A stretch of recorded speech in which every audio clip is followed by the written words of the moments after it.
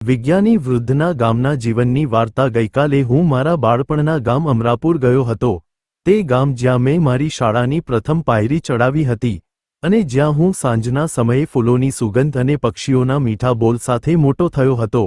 વર્ષો પછી ત્યાં જતા એક અલગ જ આનંદ હતો। ગામમાં પ્રવેશતા જ મારું ધ્યાન રસ્તાની બંને બાજુ ઊભેલા જૂના બોરના ઝાડ પર ગયું। મારું મન બાળપણમાં ફરી ગયું। તે વિમલ કાકા આજ પણ રસ્તા પર બેઠા હતા, ચા પીતા અને ગામના બાળકોને મીઠી મજાકો સાંભળાવતા।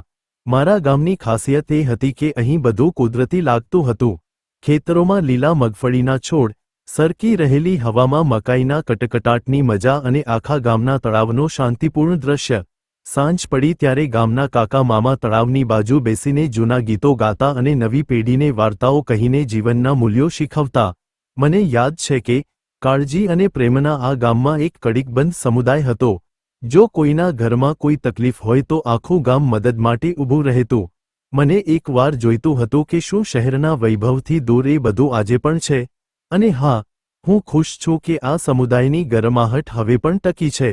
ગામના લોકો હજુ પણ પાંદડાવાળી ચા પીવા મળે છે, ભૂમિ સાથે જીવતા રહે છે અને દરેક તહેવાર સાથે પરિવારના પવિત્ર સંબંધોને મજબૂત બનાવે છે।